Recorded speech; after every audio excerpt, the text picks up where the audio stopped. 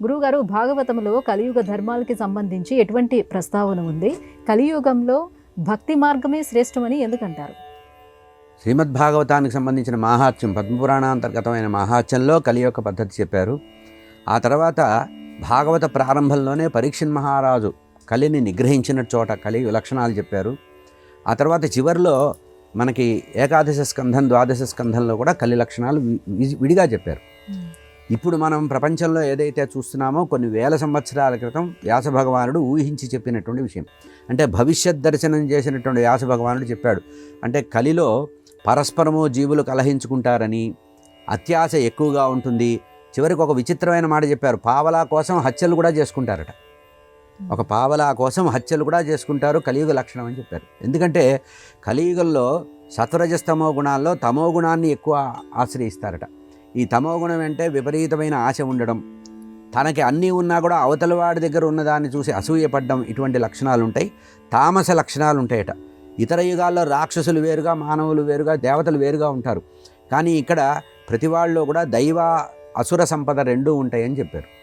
కనుక కలియుగంలో ప్రధానంగా చెప్పబడేది ఏంటంటే వీలైనంతవరకు సుఖపడదామని, వీలైనంతవరకు భోగాలు అనుభవిద్దామని, నాకే అన్నీ కావాలి అనేటువంటి అహంకార మమకారాలు, నేను నాది అనేటువంటి విషయాల మీద ఎక్కువ ఆసక్తి ఉంటుందని, తల్లిదండ్రుల్ని పిల్లలు పోషించరని, తల్లిదండ్రులు కూడా పిల్లల్ని పెట్టుబడిగా భావిస్తారని, భార్యాభర్తల మధ్యలో నిజమైనటువంటి అనుబంధం ఉండవలసినటువంటి ఆ ప్రేమానుబంధాలు, గౌరవ మర్యాదలు ఉండవని, ఇదంతా కూడా వ్యాపార జీవితం ఉంటుందన్నారు. అంటే తండ్రి కొడుకుతో కానీ, తల్లి కూతురుతో కానీ, తండ్రి కొడుకుతో, ఈ వరుసలన్నీ కూడా, అంటే కుటుంబ బంధుత్వాలన్నీ కూడా వ్యాపార దృక్పథాలే. ఇప్పుడు మనం చూస్తూ ఉంటాం కదా, ఎవరి సెల్లులో పాస్వర్డ్ వాడు పెట్టుకుంటాడు, ఎవడి కార్డుకు పిన్ను వాడు పెట్టుకుంటాడు. కుటుంబంలో ఇవి నిజంగా అవసరమా?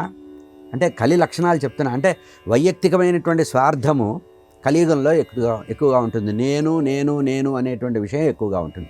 అందుకనే మొట్టమొదటే చెప్పారు, అలసులు మందబుద్ధియుతులు అల్పతరాయువులు అని. కలియుగ లక్షణాలు చెబుతూ కలియుగంలో జీవులందరూ కూడా అలసులుగా ఉంటారట. ఏ పని చేద్దామన్నా బద్ధకంగా ఉంటుంది. పొద్దున్న లేచినప్పుడు బద్ధకంగానే జీవితం గడుపుతారట. పూర్వకాలంలో సూర్యోదయం అయిన తర్వాత గంటలో వారి దినచర్య ఒక భాగం అయిపోయేదిట.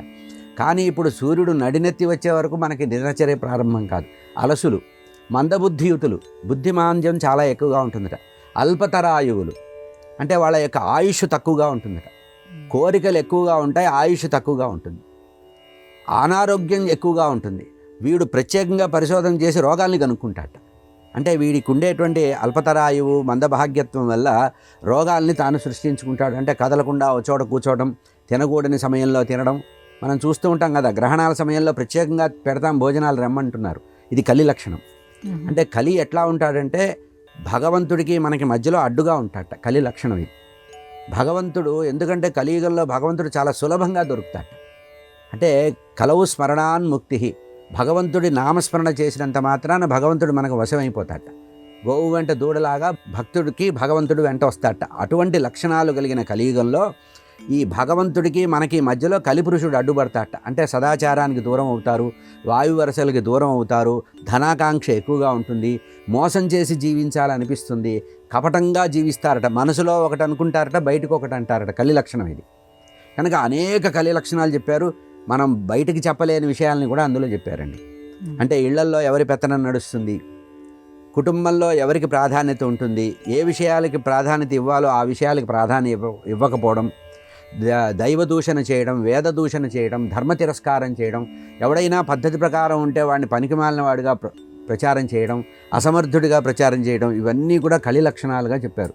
వీటిని గెలవడానికి కూడా ఉపాయం చెప్పారు. కేవలం లక్షణాలే చెప్పలా, దీనికి రెమెడీస్ కూడా చెప్పారు. ఎవరైతే సదాచార సంపన్నులై ఉంటారో, ఎవరైతే సత్వగుణ సంపన్నులై ఉంటారో, ఎవరైతే కోరికల్ని అదుపులో పెట్టుకుంటారో వాళ్ళని కలి ఏమీ చెయ్యదు. ఎవరైతే నిరంతరము భగవన్నామాన్ని మననం చేస్తూ ఉంటారో వాళ్ళ దగ్గరికి కలి రాదు అని చెప్పారు.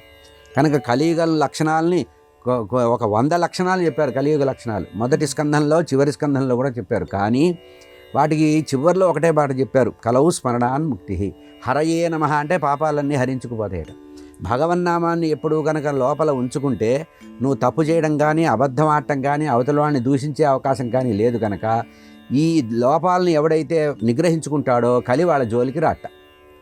ఇవి కలి లక్షణాలు. వాటి జోలికి రాకపోవడానికి కూడా రెమెడీస్ కూడా చెప్పినటువంటి మహాగ్రంథం భాగవతం.